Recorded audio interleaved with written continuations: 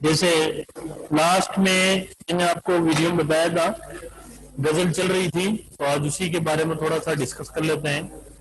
دیکھیے یہ جو شعر تھا کون سا، اشک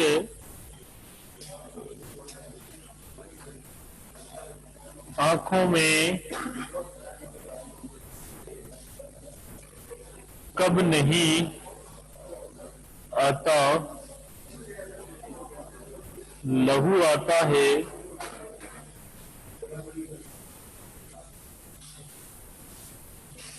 تب نہیں آتا. یہ شعر تھا. ایک شعر ہے، ہوش جاتا نہیں رہا لیکن ہوش جاتا نہیں رہا لیکن جب وہ آتا ہے تب نہیں آتا. جب وہ آتا ہے تب نہیں آتا. ٹھیک ہے، یہ دو شعر میں لکھے ہیں. یہ آپ کی غزل کے شعر ہیں اور یہ غزل کے شاعر کون ہیں؟ میر تقی میر. آپ کے سلیبس میں میر تقی میر کی دو غزلیں شامل تھی، دو میں سے ایک غزل کو ہٹا دیا ہے. تو جو ہٹا دی اس کو نہیں پڑھا رہا ہوں، جو رہ گئی ہے سلیبس میں نے وہ اس کے شعر لکھے. تو میں نے لاسٹ ویڈیو میں اس میں کچھ امپورٹنٹ باتیں بتائی تھی، اس کو میں ریکال کر رہا ہوں، غور سے سنیے گا. دیکھیے یہ جو شعر میں نے لکھا ہے اس میں 4-5 باتوں کے بارے میں پڑھیں گے ہم. ایک تو ہے شعر، ٹھیک ہے، اور شعر کے دیں یا شاعری کے دیں بات ایک ہی ہے.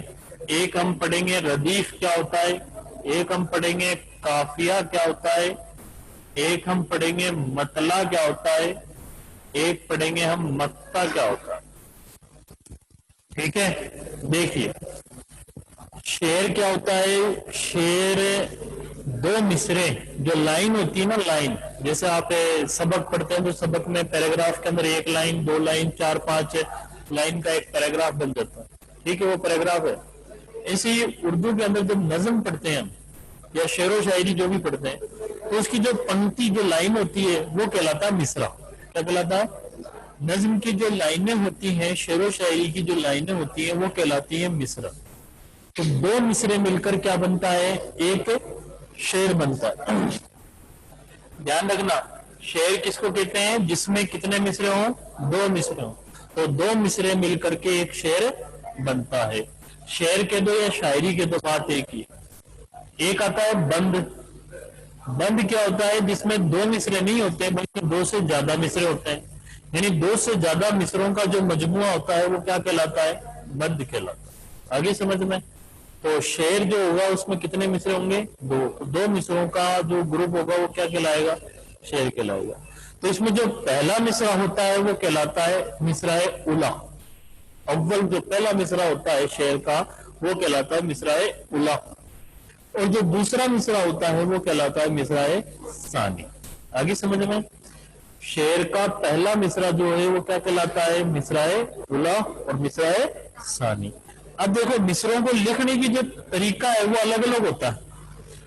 کچھ مصرے ایسے ہوتے ہیں وہ اوپر نیچے آ جاتے ہیں، اور کچھ ایسے ہوتے ہیں جو آمنے سامنے ہوتے ہیں، یعنی ایک مصرع یہ رہا ایک مصرع یہ رہا. اور کچھ مصرے ایسے ہوتے ہیں جو اس طریقے سے ایسے لکھے جاتے ہیں. وہ مصروں کو لکھنے کا طریقہ. اب جیسے یہاں دیکھیے آمنے سامنے پہلا مصرع یہ رہا دوسرا مصرع یہ رہا، تو اس کا مطلب یہ جو یہاں سے لے کر کے یہاں تک جو ہے وہ کیا ہو گیا؟ ایک شعر ہو گیا. کیا ہو گیا؟ یہ ایک شعر ہو گیا. ایسے ہی دوسرا شعر کیا ہو گیا؟ یہاں سے لے کر کے وہاں تک کیا ہو گیا؟ دوسرا شعر ہو گیا. اس میں پہلا مصرع یہ رہا اور دوسرا مصرع یہ رہا. تو جو پہلا مصرع ہوگا وہ مصرع اولیٰ ہے، اور دوسرا جو مصرع ہے وہ کیا کہلائے گا؟ مصرع ثانی. یعنی اس پہلے شعر کا مصرع اولیٰ کون سا ہوا؟ یہ. اور مصرع ثانی کیا ہوا؟ یہ. سمجھ گئے؟ ایسے ہی دوسرا شعر اس کا مصرع اولیٰ کیا ہوا؟ یہ رہا، اور مصرع ثانی یہ رہا. اب مان لیجیے کوئی یہ یوں ہو جائے، اشک آنکھوں میں کب نہیں آتا، یہاں اوپر آ گیا. تو دوسری لائن کہاں گئی؟ لہو آتا ہے جب نہیں آتا، وہ نیچے آ گیا. تو مصرع اولیٰ کون سا ہوا؟ یہ والا. اور مصرع ثانی کون سا ہوا؟ تو وہ تو مصروں کو لکھنے کا طریقہ ہے. آگے یعنی مصروں کو جو لکھنے کا طریقہ ہے، طریقہ مطلب آمنے سامنے لکھے جا رہے ہیں یا اوپر نیچے لکھے جا رہے ہیں، تو وہ طریقہ کہلاتا ہے۔ اب بات کرتے ہیں ردیف کی، غور سے سنیے گا ردیف کیا ہے۔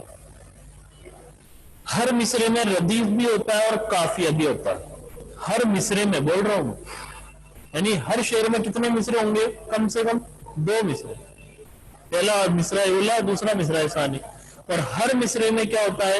ردیف بھی ہوتا ہے اور قافیہ بھی ہوتا ہے۔ ردیف کیا ہوتا ہے وہ دیکھیے، جیسے یہ مصرع ہے، پہلا مصرع، اس کا جو ردیف ہے وہ کیا ہے؟ آخری کا جو لفظ ہے نا، یہ آخری کا لفظ ہے، یہ یعنی ایک پہلا مصرع یہاں ختم ہو رہا ہے، یہاں سے عشق سے شروع ہو کر کے آتا تک پہلا مصرع ختم ہو گیا، دوسرا مصرع لہو سے شروع ہو رہا ہے اور آتا تک ختم ہو رہا ہے۔ تو اس میں دیکھیے اسٹوڈنٹ، یہاں جو پہلا مصرع ہے عشق، اس پہلے مصرے کا جو آخری کا لفظ ہے نا آتا، یہ کیا ہوا؟ ردیف، یہ کیا ہوا؟ ردیف۔ اور قافیہ کیا ہوگا؟ اس ردیف سے جسٹ پہلے والا جو لفظ ہوگا وہ کیا کہلائے گا؟ قافیہ کہلائے گا۔ یعنی اس مصرے کا ردیف تو کیا ہوا؟ آتا، اور نہیں جو ہے وہ کیا ہو گیا؟ قافیہ ہو گیا۔ سمجھ گئے بات کو؟ تو ہر مصرے میں ردیف اور قافیہ ہوتا ہے، یہ بات سمجھ میں آ گئی۔ اب بات کرتے ہیں دوسرے مصرے کی، دیکھیے لہو آتا ہے تب نہیں آتا، تو اس کا دوسرا مصرے کا ردیف کیا ہے؟ آتا، اور قافیہ کیا ہو گیا؟ نہیں۔ تو ابھی سے پہلا شعر کہاں سے کہاں تک ہے؟ یہاں سے لے کر کے یہاں تک۔ تو پہلے شعر کا پہلا مصرع کون سا ہے؟ یہ رہا، اور دوسرا مصرع کون سا ہے؟ یہ رہا۔ تو پہلے مصرے کا ردیف قافیہ کیا ہے؟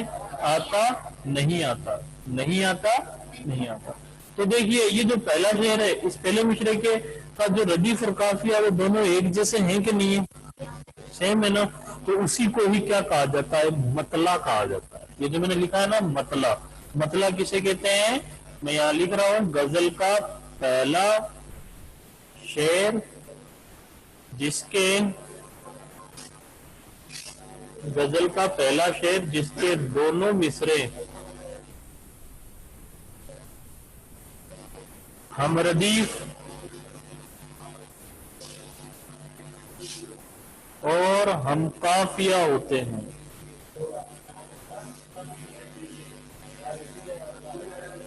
مطلع کہلاتا ہے۔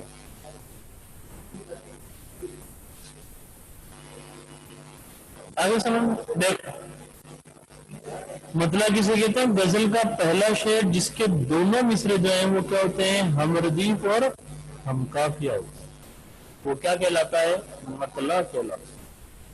تو دیکھیے آپ پہلا شعر یہ رہا، اس کے دونوں مصروں کے ردیف اور قافیہ دیکھو ایک جیسا۔ ہم کا مطلب ہوتا ہے ایک جیسا، ہم کا مطلب کیا ہوتا ہے؟ تو ہم ردیف کا مطلب کیا ہو گیا؟ ایک جیسا ردیف، اور ہم قافیہ کا مطلب کیا ہو گیا؟ ایک جیسا قافیہ۔ تو یہ شعر کیا ہوا؟ مطلع ہو گیا۔ سمجھ میں آ گئی بات؟ یہ مطلع ہوا۔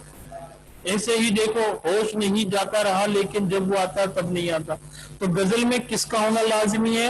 قافیے کا، دھیان رکھنا، یعنی غزل میں کس کا ہونا لازمی ہے؟ قافیے کا، یعنی بنا قافیے کے پابندی کے غزل نہیں کہی جا سکتی۔ یہ سوال بن سکتا ہے کہ غزل میں کس کے بنا غزل نہیں کہی جا سکتی؟ قافیے کے بنا، یعنی غزل میں کس کی پابندی ہونا ضروری ہے؟ قافیے کی پابندی۔ یہ بات سی۔ اب بات کرتے ہیں مقطع کی۔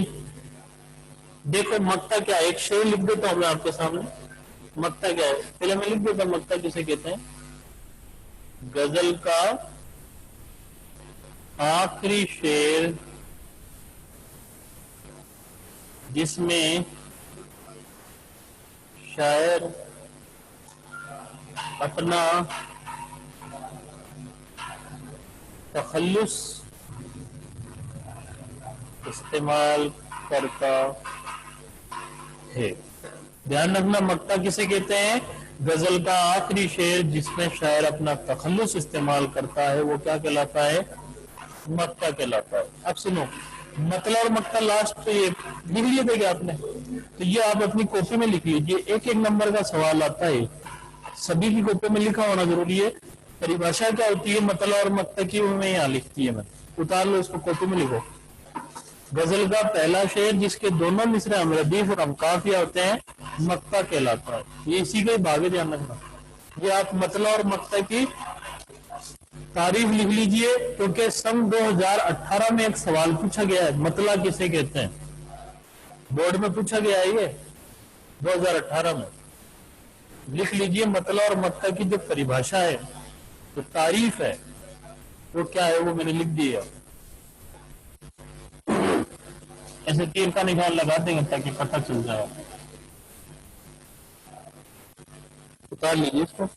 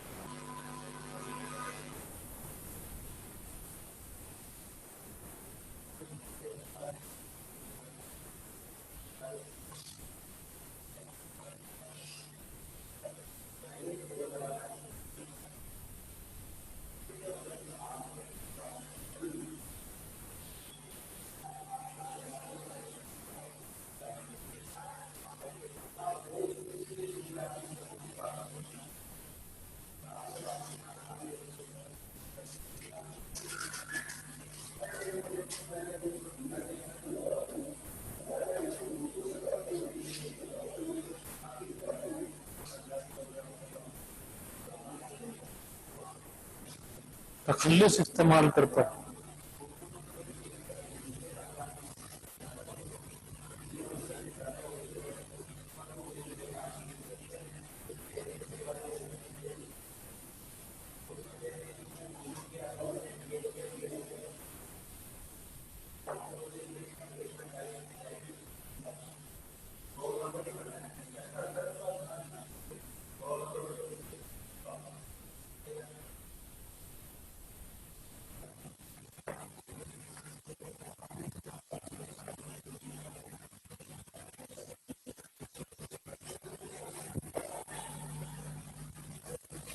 ठीक है स्टूडेंट्स, तो ये थी चंद बातें जो मैंने यहाँ बताई है। अब सुनिए, नहीं लिखा? चलो लिख लेना, जिसने उतार लिया उसमें से लिख लेना, लेकिन ये सबका को लिखा होना जरूरी है। सवाल आ सकता है यहाँ, एक एक नंबर का आएगा, उसके लिए बता रहा हूँ मैं आपको। अब तशरीह के बारे में सुन लेते हैं।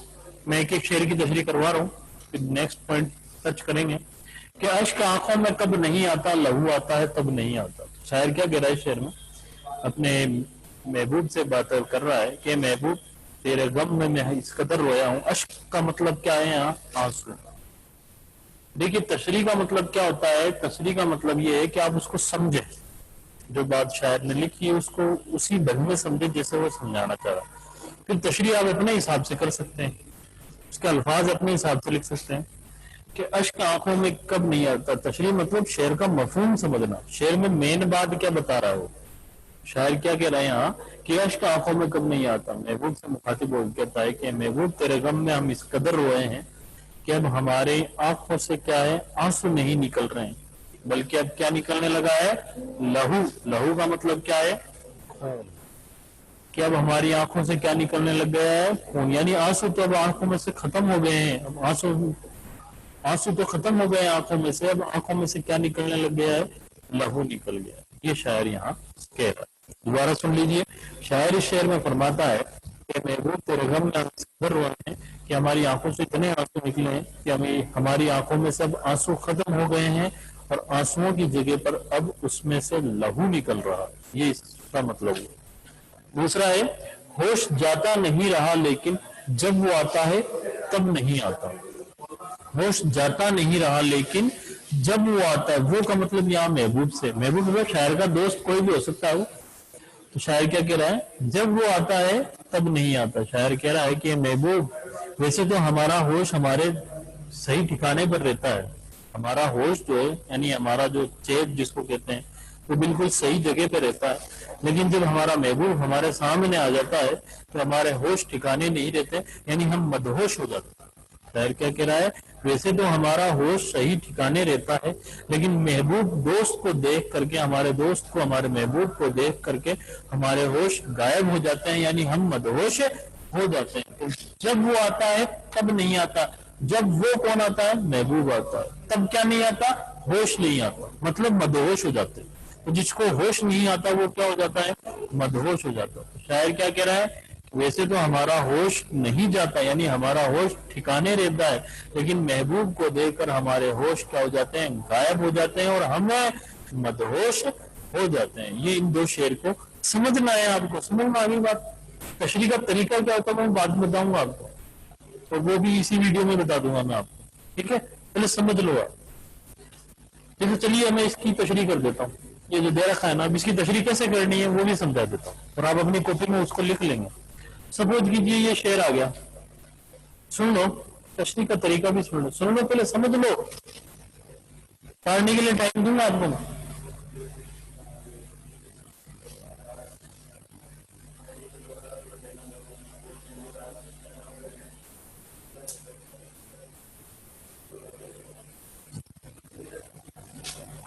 سب سے پہلے جیسے مان لیجیے یہ شعر آ گیا تو سب سے پہلے اپنے کو اس کی ہیڈنگ لگانی پڑتی ہے. مان لیجیے یہ پیپر میں یہ سوال آیا، 22ویں نمبر پہ یہ سوال آیا، تو آپ کس کو کس طریقے سے کریں گے؟ جواب نمبر 22. کون سا نمبر ہے یہ؟ 3 شعر آئے. کتنے آئے؟ 3 میں سے 2 کرنے. ٹھیک ہے، تو مان لیجیے آپ یہ پہلا یہ کر رہے ہیں تو پہلا یہ بتا دیں. اب اس کی ہیڈنگ لکھی پہلے تو، ہوش جاتا نہیں آتا. ٹھیک ہے، تو اب اس کا جو تشریح ہے وہ کس طریقے سے کریں گے؟ دیکھو کیسے. سب سے پہلے حوالہ، حوالہ لکھنا ہوتا ہے. حوالہ مطلب پرسنگ، ریفرنس. انگلش میں آپ اس کو کہتے ہیں ریفرنس. ایسے ہی یہ شعر ہماری نصاب تعلیم، کیا نام ہے آپ کی کتاب کا؟ نوائے اردو. نوائے اردو کے حصہ نظم میں میر کی غزل سے ماخوذ کیا گیا ہے. اس کا آپ پورا نام لکھ سکتے ہیں، میر تقی میر کی غزل سے، میر تقی میر کی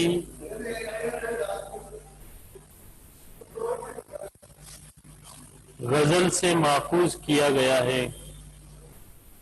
غزل سے ماخوذ کیا گیا ہے. ٹھیک ہے، یہ اس کا حوالہ ہوگا. تشریح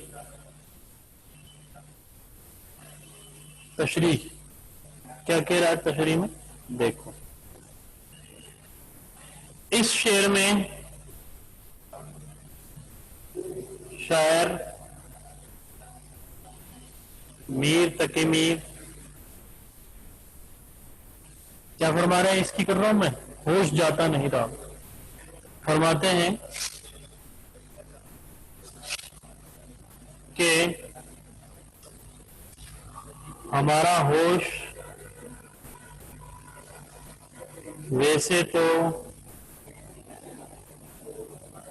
صحیح جگہ پر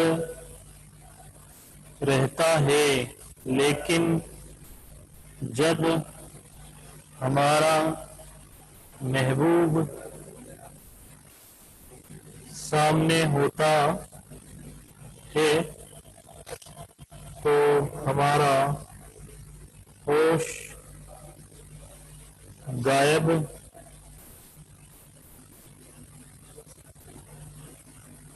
ہو جاتا ہے، غائب ہو جاتا ہے، یعنی محبوب کو دیکھ کر ہم مدہوش ہو جاتے ہیں۔ یہ اس کی تشریح ہو گئی، ٹھیک۔ اب سنو شاعر کیا بتا رہا ہے یہاں پر، وہ امپورٹنٹ بات میں نے جو ابھی تشریح آپ کو سمجھائی ہے وہی تو میں نے لکھی ہے، اس کو لکھنے کا طریقہ میرا، ٹھیک ہے۔ تو یہ ضروری نہیں ہے کہ میں نے جیسے لکھا ہے ایز اٹ از آپ اس کو ویسے ہی یاد کریں، آپ تشریح کو سمجھیں اس میں کیا کہہ رہا ہے۔ جیسے اوپر والے میں کیا بات کرا کہ محبوب کو دیکھ کر ہم اس قدر، محبوب کے غم میں ہم نے اس قدر آنسو بہائے کہ اب ہمارے آنکھوں سے کیا ہو گئے، آنسو نکلنا بند ہو گئے ہیں، اب آنکھوں سے کیا نکلنا جاری ہو گئے، لہو آ کے نکلنا جاری ہو، یعنی خون نکلنا شروع ہو گیا، یہ بات ہے۔ اب طریقہ کیا ہوتا ہے دیکھو، سب سے پہلے آپ کو تشریح کرنے کے لیے ہیڈنگ لگانی پڑتی ہے، جس سے پتہ چل جاتا ہے کہ یہ تشریح یہاں سے یہاں تک آگے سمجھ میں۔ دوسرا جو پوائنٹ ہے کیا بیان کرنا پڑتا ہے، حوالہ۔ حوالہ کا کوئی بھی شعر آئے، یہ تو میں نے یہ شعر لکھا، مان لیجیے اس شعر کے علاوہ کوئی دوسرا شعر آ جائے، کوئی بھی شعر آ جائے، اگر اس کی تشریح کر رہے ہیں تو حوالے کی لائن یہی رہے گی کہ یہ شعر ہماری نصاب تعلیم، نصاب تعلیم مطلب ہوتا ہے تعلیم کی کتاب، کیا نام ہے آپ کی کتاب کا، نوائے اردو۔ تو نوائے اردو اس کو کتنے حصوں میں بانٹا ہے، دو حصہ نثر اور حصہ نظم۔ غزل تیسرا حصہ نہیں ہے اس کا، غزل نظم میں شامل ہوتا ہے، سمجھ میں آگئی، غزل تیسرا حصہ نہیں ہوتا ہے۔ اس نوائے اردو کو دو ہی حصوں میں بانٹا گیا ہے، حصہ نثر میں اور حصہ نظم میں۔ اب جو غزل اس میں جو دے رکھی نا الگ سے، تو کوئی تیسرا حصہ نہیں ہے بلکہ اس نظم کے اندر ہی شامل ہے، تو اس کو دو حصوں میں بانٹا ہے، حصہ نثر اور حصہ نظم۔ تو حصہ نظم میں کس کی غزل سے ماخوذ کیا گیا ہے، میر تقی میر کی غزل سے ماخوذ کیا گیا۔ ماخوذ کا مطلب ہوتا ہے لیا گیا، یہ بڑھیا رہے گا، ماخوذ مطلب اردو کا اچھا ورڈ آ گیا، اس میں لیا گیا بھی لکھ سکتے کوئی دقت نہیں ہے، لیکن ماخوذ لکھ دو تو بڑھیا ہو جائے گا۔ اب ہے تشریح، اب تشریح میں کیا کہہ رہا ہے، تو اس شعر میں شاعر میر تقی میر فرماتے ہیں، کیا فرما رہے ہیں کہ ہمارا ہوش تو صحیح جگہ پر رہتا ہے، ہمارا ہوش کیا رہتا ہے، ویسے تو صحیح جگہ پہ رہتا ہے، لیکن جب ہمارا محبوب سامنے ہوتا ہے تو کیا ہوتا ہے، ہمارا ہوش غائب ہو جاتا ہے، اور ہم کیا ہو جاتے ہیں، محبوب کو یعنی محبوب کو دیکھ کر ہم کیا ہو جاتے ہیں، مدہوش ہو جاتے ہیں۔ تو یہ اس کی تشریح ہو گئی، سمجھ میں آ گئی بات۔ تو تشریح کس طریقے سے کرنی ہے، طریقہ کیا ہوتا ہے، وہ بھی میں نے آج کی اس ویڈیو میں بتا دیا ہے۔ آگے سمجھ میں کیسے ہیڈنگ لگانی ہے، ہمیشہ چاہے کوئی بھی شعر ہو، آپ کو غزل کا کوئی بھی شعر کی آپ تشریح کر رہے ہو، طریقہ یہی رہے گا آپ کا۔ کون سی لائن بھی چینج ہوگی، مان لیجیے صرف کتنا چینج ہوگا، اگر میر تقی میر کے بجائے غالب کی غزل آ گئی تو آپ یہاں صرف کیا نام لکھو گے، مرزا غالب کی غزل، کیول کیا چینج ہوگا یہاں پر، باقی کچھ چینج نہیں ہوگا، سمجھ میں آگئی بات، باقی کچھ چینج نہیں ہوگا۔ حوالہ کے اندر دو ہی شاعر ہیں، یا تو میر تقی میر ہے یا مرزا غالب ہے، تو مرزا غالب آ گیا تو صرف اور صرف کیا چینج ہوگا یہاں پر، مرزا غالب۔ ٹھیک، تشریح کے اندر کیا ہوگا، یہاں تک سیم رہے گا، اس شعر میں شاعر، اب اگر غالب ہے تو غالب کی جگہ کیا آ جائے گا، مرزا غالب۔ اور اس کے بعد میں فرماتے ہیں کہ یہاں تک سیم رہے گا، پھر اس کے بعد جو بات ہے، ہر شعر کی الگ الگ باتیں ہیں، وہ آپ کو لکھنی ہے۔ آگے سمجھ میں تشریح کرنے کا طریقہ کیا ہے، تو آپ اس کو اتار لیں گے، پہلے تو یہ شعر اتاریں گے، کیسے اتارو گے آپ یہ شعر، ہوش جاتا نہیں رہا لیکن یہ والی جو بات ہے نا، سامنے نہ اتار کر کے اس کے نیچے اتارو گے، ایک الگ ہی طریقے پیج میں اتار لو, تشریح کا یہ کام آئے گا, تو طریقے کو سمجھ لو, صحیح ڈھنگ سے اتار لو. کیا کرو گے, سمجھ میں آیا؟ یہ شعر جو ہے نا, یہ شعر اس کا پہلا مصرع تو یہ والی جو بات ہے وہ اس کے نیچے اتارو گے آپ. اتارنے کے بعد ایک لائن چھوڑو گے, ٹھیک.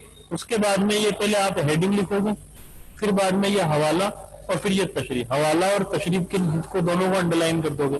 یہاں لائن چھوڑنے کی ضرورت نہیں ہے ان دونوں کے بیچ میں, اس کو ایز اٹ از اتار لو آپ. یہ تشریح کرنے کا طریقہ سمجھا دیا میں نے آپ کو اس ویڈیو میں.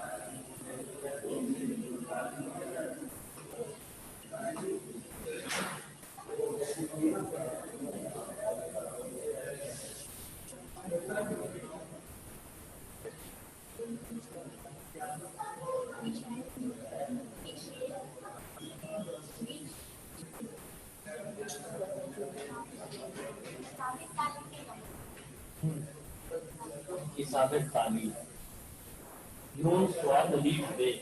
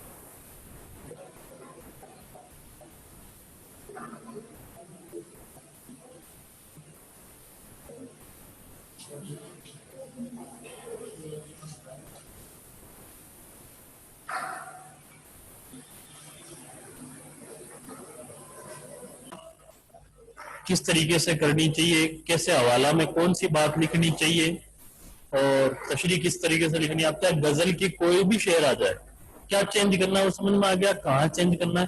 دو ہی شاعر ہیں اپنے پاس, غالب ایک میر ہے, اور غزل کے اشعار کی تشریح 100% ہوگی. ہو سکتا ہے آپشن میں نظم کی نہ دیں, دھیان رکھنا بھائی, ہو سکتا ہے آپشن میں تشریح کے لیے نظم دے ہی نہیں, لیکن غزل ہمیشہ دے گا. جیسے ابھی مارچ میں پیپر لگا ہے اردو کا, اس میں آپشن میں نظم تھی نہیں, یعنی نظم تھی ہی نہیں, صرف اور صرف غزل دے رکھے تھے. غزل کے 4 شعر دے رکھے تھے, 4 میں سے 2 کرنے تھے. 4 میں سے کتنے کرنے تھے؟ 2 کرنے تھے. تو اس طریقے سے تشریح کا یہ آپ دھیان رکھو گے. تو بات کرتے ہیں اسٹوڈینٹس, اب نیکسٹ 2 شعر میں نے پڑھا دی, اب بس تشریح سمجھنی ہے آپ کو, کیسے کرنی ہے وہ بتا دیا میں نے. اب تو ہر شعر کی تشریح سمجھنی ہے, وہ میں سمجھا رہا ہوں. اگلا شعر کیا کہہ رہا ہے شاعر کہ صبر تھا ایک مونس ہجرا, صبر تھا ایک مونس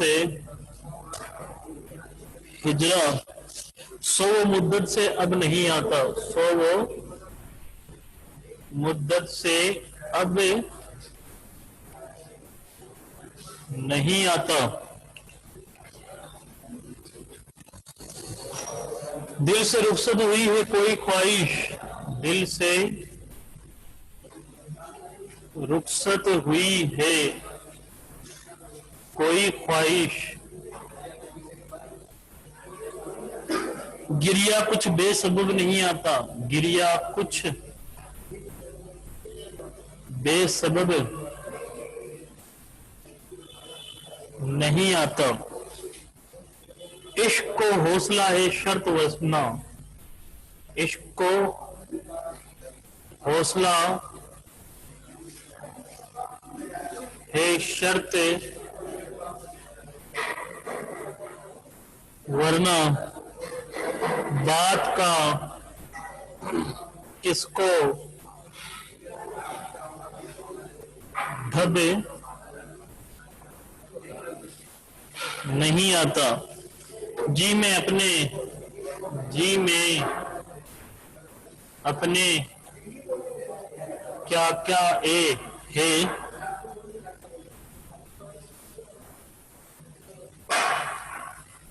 جی میں کیا کیا ہے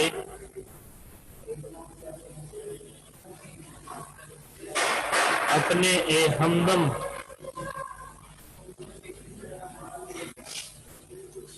پر سکن تابا لب نہیں آتا، پر سکن تابا لب نہیں آتا. یہ پوری کمپلیٹ شعر اب میں سمجھاتے جا رہا ہوں کیسے کیسے آپ کو اس کے بارے میں سمجھنا ہے. دیکھیے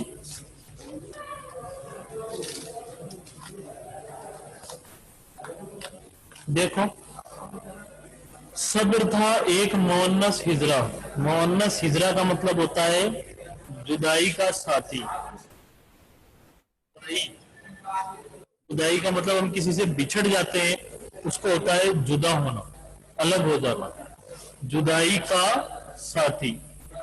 شاعر کیا فرما رہا ہے؟ دیکھو اپنے محبوب سے. دیکھو محبوب کا مطلب یہاں کوئی وہ نہیں کہ کوئی بھی ہو سکتا محبوب. ہمارا محبوب اللہ بھی ہو سکتا ہے. تو ہم اللہ سے جدا ہی ہیں، جبھی تو نماز پڑھنے کے لیے جاتے ہیں. نماز میں ہمیں کیا ملتا ہے؟ اللہ ملتا ہے. ہم کیوں کھڑے ہوتے ہیں نماز کے سامنے؟ کیونکہ ہمیں سب پتہ ہے کہ اللہ ہو سکتا ہے ہمارے سامنے ہو. تو بالکل ہے اللہ ہر جگہ. تو محبوب کوئی بھی ہو سکتا ہے. آپ 10 دن کے لیے کہیں گاؤں چلے گئے، آپ کو اپنے والد کی یاد آ رہی، آپ کے امی پاپا کی یاد آ رہی، تو وہ بھی آپ کے محبوب ہو گئے. محبوب وہ جس سے ہم پیار کرتے ہیں، محبت کرتے ہیں، وہ محبوب ہے. سمجھ گئے؟ ہم اپنے ماں باپ سے پیار کرتے ہیں، ہم اپنے دوستوں سے پیار کرتے ہیں، اسکول سے پیار کرتے ہیں، پڑھائی سے پیار کرتے ہیں، بھائی بہنوں سے پیار کرتے ہیں. وہ سب محبوب ہے. محبوب کا مطلب صرف ایک ہی دائرے میں نہیں آتا. محبوب وہ جس سے ہم محبت کرتے ہیں. اب آپ مان لیجئے 20 دن کے لیے کہیں گاؤں چلے جاتے ہیں اور وہاں آپ کو کس کی یاد آ رہی ہے؟ اپنی امی کی یاد آ رہی ہے. تو پھر اس وقت آپ کو صبر کرنا پڑتا ہے. کیا کریں؟ صبر کرتے. لیکن جب آپ کا صبر بھی ٹوٹ جاتا ہے تو آپ بے چین ہونے لگ جاتے ہیں امی کو دیکھنے کے لیے. تو یہاں بھی شاعر یہی کہہ رہا ہے کہ صبر کا ایک مؤنث ہجرا، یعنی یہ محبوب مطلب سمجھ گئے نا؟ محبوب جس سے محبت کرتے ہیں، کوئی بھی ہو سکتا ہے، ماں باپ بھائی بہن دوست، اللہ ہو سکتا ہے، نبی ہو سکتے ہیں، اور جو بھی ہم جس سے بھی ہم محبت کرتے ہیں وہ سب محبوب. صبر تھا ایک مؤنث ہجرا. شاعر کہہ رہا ہے کہ صبر تھا ایک مؤنث ہجرا، کہ میری جدائی کا ساتھی، میری جدائی کا جو ساتھ میں ساتھ رہنے والا صرف ایک ہی تھا، وہ تھا صبر تھا. لیکن اب تو کیا ہو گیا؟ صبح مدت سے اب نہیں ہوتا، اب تو کافی وقت ہو گیا، اب تو مجھے صبر بھی میرا ساتھ چھوڑ دیا ہے. یعنی اب اس جدائی کے غم کو میں اور زیادہ برداشت نہیں کر سکتا. محبوب سے اس جدائی کے غم کو میں اور زیادہ برداشت نہیں کر سکتا، کیونکہ اب تک مجھے جس نے روک رکھا تھا، وہ کس نے روک رکھا تھا؟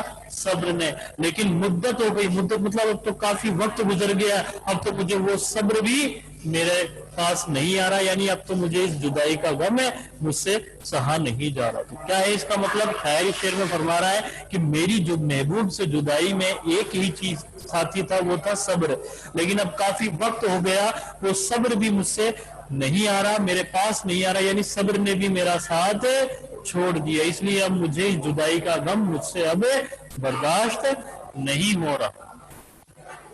اگلا، دل سے رخصت ہوئی ہے کوئی خواہش، گریا کچھ بے سبب نہیں آتا. گریا کا مطلب ہوتا ہے رونا دھونا.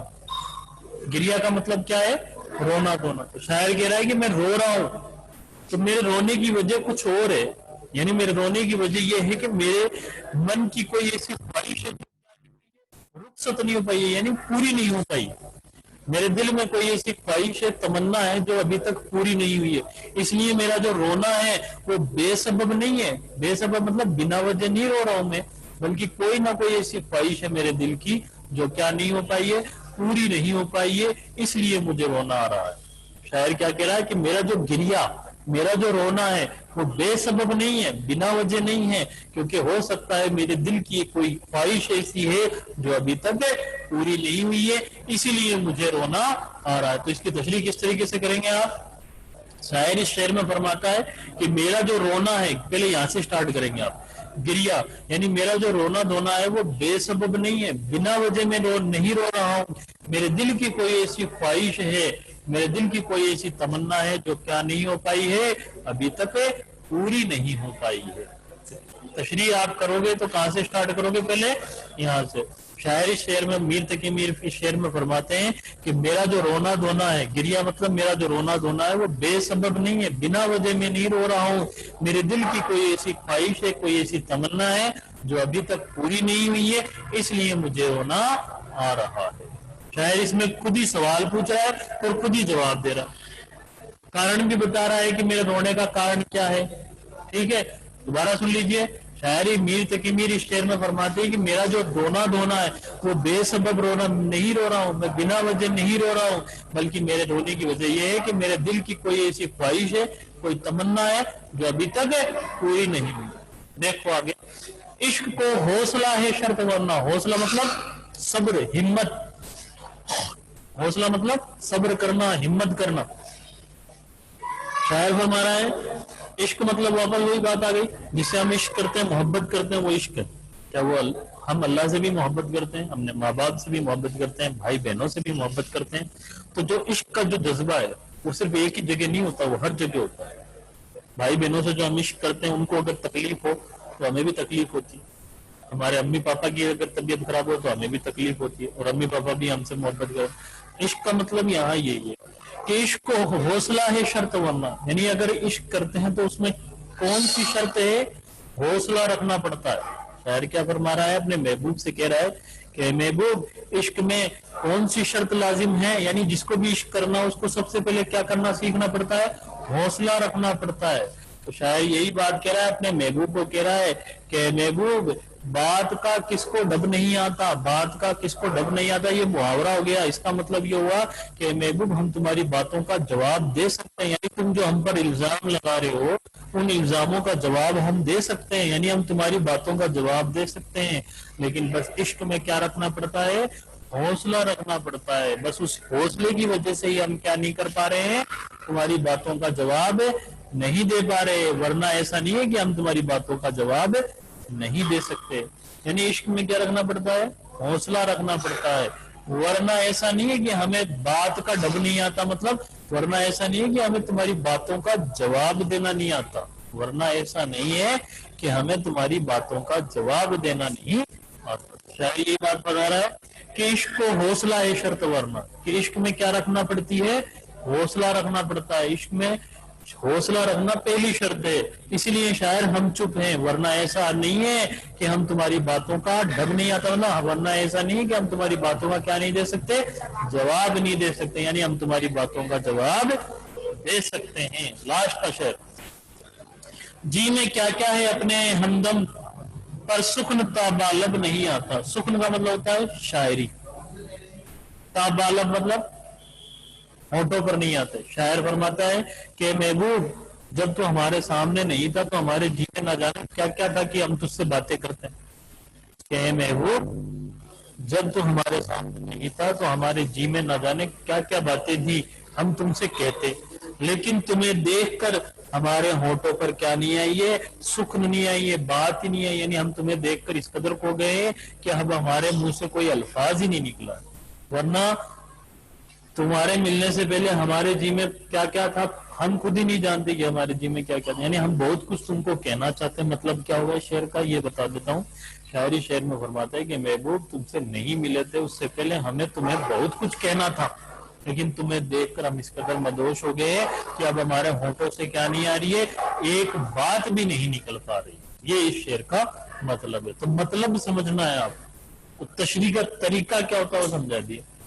بار بار کرواؤں، یہ نہیں کہ آج کروا دی تو اب دوبارہ پھر کرواؤں گا، تو آج جو آپ کو بتائیے میں نے ہو سکتا ہے 50% آپ کو سمجھ میں آئی ہو، پھر دوبارہ ریپیٹ کروں گا تو 50% ہو جائے گی۔ تو جو بات میں نے بتائی اس ویڈیو کو آپ بار بار دیکھیں گے تو یہ چیزیں سمجھ میں آ جائیں گی۔ تو یہ تھی میر تقی میر کی غزل کے بارے میں۔ تو نیکسٹ ویڈیو میں ہم جو بات کریں گے وہ ایک گرامر کا ٹاپک ہوگا، رموز و اوقاف کے بارے میں بات کریں گے، یا کوئی بھی گرامر کا ایک ٹاپک لے لیں گے۔ تب تک آپ اس ویڈیو کو بار بار دیکھتے رہیے تاکہ یہ اچھے طریقے سے سمجھ میں آئے۔ یہاں آج کے اس ویڈیو میں، آج کے اس کلاس میں نے آپ کو کیا پڑھایا ہے؟ تشریح کرنے کا طریقہ بتایا، اور غزل نمبر 1 جو میر تقی میر کی ہے اس کی پوری کمپلیٹ تشریح کروا دی۔ سمجھ میں آ گئی بات؟ اب اس کو بار بار پڑھو گے سمجھو گے تو یہ سمجھ میں آئے گی۔ تشریح کا طریقہ جو ہے کیسا ہے اس کو گھر جا کے بار بار دیکھنا آپ، اور جو میں نے شعر باقی کے رہ گئے ہیں ان کو پھر اپنے حساب سے آپ 7 دن میں پڑھتے رہیں، خود اپنے حساب سے اس کی تشریح کا طریقہ جیسے میں نے بتایا اسی کے اکارڈنگ اس کی تشریح آپ کرتے رہیں، ٹھیک ہے۔ اگر آپ کو تشریح میں کہیں دقت آتی ہے ان 7 دن میں آپ کو کسی بھی شعر کی تشریح کرنے میں دقت آتی ہے تو پہلے آپ مجھے وہی بتائیں گے، میں اسی کو بھی دوبارہ بتاؤں گا، لیکن اس 7 دن میں ایک شعر کی تو تشریح کروائی دی میں نے، ٹھیک ہے۔ اب باقی کے جو شعر ہیں ان کو میں نے سمجھا دیا، اب ان کی تشریح آپ کی کاپی میں ملنی چاہیے، نیکسٹ ٹائم جب بھی آؤ میں سب کی چیک کروں گا آگے۔ اگر مان لیجیے کوئی شعر کی تشریح نہیں آ رہی ہے، سمجھ میں نہیں کر پا رہے تو ان کو چھوڑ دینا، پھر میں آ کر کے اس کو سمجھا دوں گا آپ کو ایک ایک کر کے، لیکن اس 7 دن میں آپ کو ہوم ورک سمجھ میں آ گیا کیا کرنا ہے، ٹھیک ہے۔